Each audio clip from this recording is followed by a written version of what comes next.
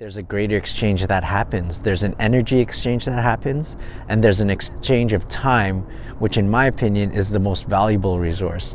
Because once you spend that time, you never get that time back.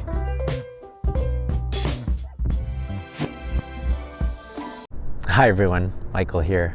This is a little bit of a different video than I normally post. Normally I post how-to videos and personal development tips, but this video I wanted to do more of a vlog style. I wanted to start a series that just kind of tells my journey in an unscripted way.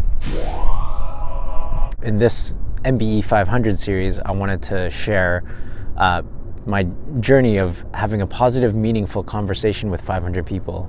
It was a goal that I set in 2019, and I just wanted to share the conversations, or just give some insight into the conversations that I had with people and the lessons that I learned with everyone that I spoke with, and just the journey that I went on. You know, this all started when I started MBE Learning in 2018. And I had no idea what I was doing. This is my first entrepreneurial venture, and at the time I was really just following my heart. You know, I'd left a cushy corporate job.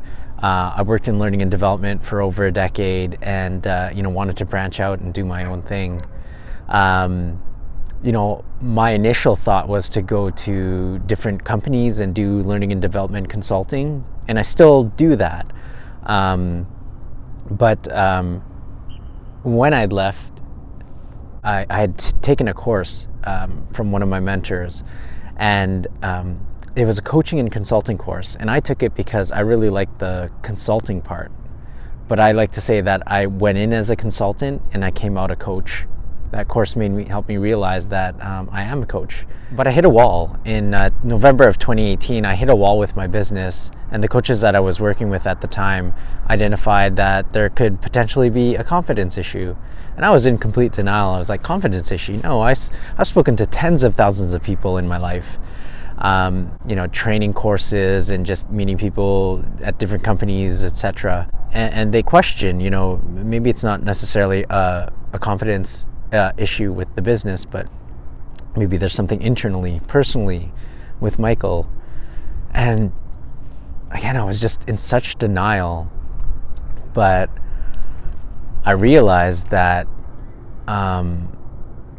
yeah, maybe there was a confidence issue with me, at least for what it is that I wanted to achieve and my goals. And actually, yeah, I mean, it did go deeper than that. Like, there was something personally, and I didn't realize this. But again, that's the benefits of working with a coach. They help give you a different perspective that you don't necessarily see. So I took it, I accepted the feedback, and I pursued that. Like, how can I improve my confidence? What can I do to improve my confidence? So going into 2019, I saw this Instagram post where this person had worked with, I think it was 238 clients. And I thought, well, okay, I don't know if I'm quite there where I can work with 238 clients, but I could probably talk to that many people. And I said, you know, I could probably talk to a lot more if they're not necessarily paying me per se for the conversation. Just to have a conversation, I could probably do double that. So I'd set a goal of having a positive, meaningful conversation with 500 people. Dog's coming. I seem to be in a high traffic pedestrian area because there's people walking by all the time. But anyway, as I was saying, that's the journey that I set out, is to have a positive, meaningful conversation with 500 people. And I gave myself until the end of the year, until the end of 2019 to do it.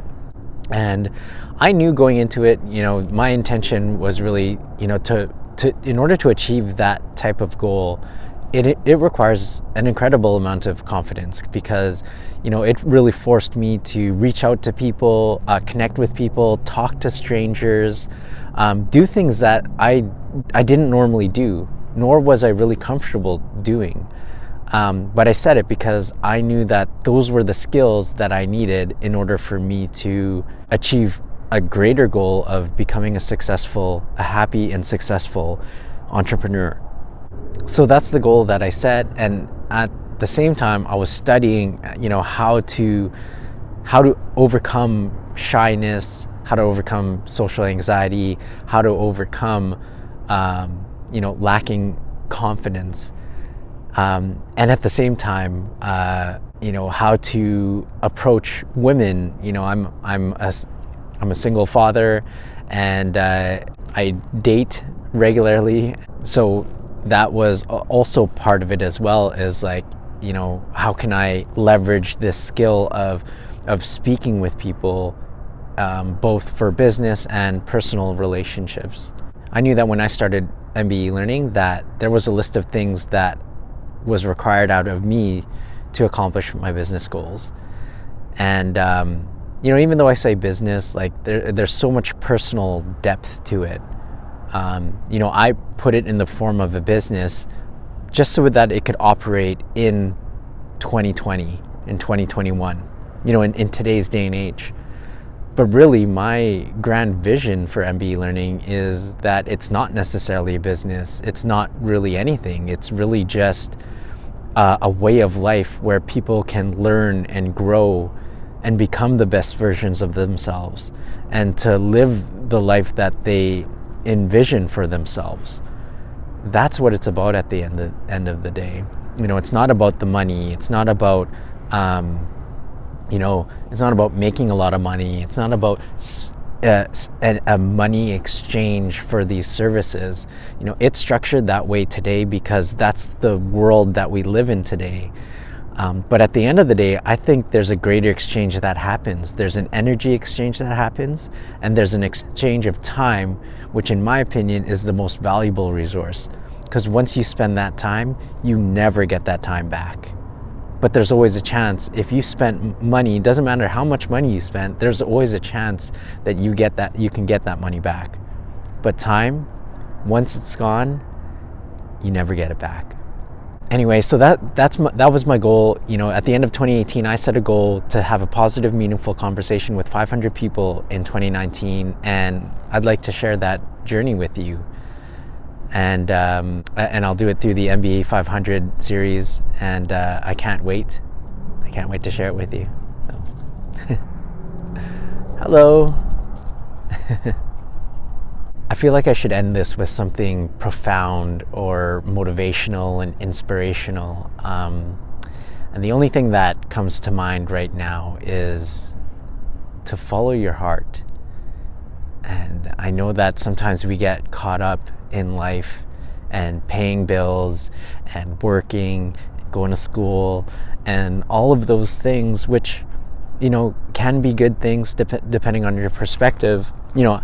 In my opinion, it's a good thing if it makes you happy. Because at the end of the day, I think, at least for me, I just want to be happy. And so I do what I do so that I can be happy and create a life that helps me be happy. So I guess that's the message that I'll leave you with, is follow your dreams and do what makes you happy. And if you pursue it with all of your heart, the universe, or God, or whatever it is that you want to call it, some sort of spirit or energy will help conspire to help make things work out for you, if you believe it to be true. Anyway, that's it from me. It's a little bit chilly. I should probably grab some lunch. But that's it from me. So take care.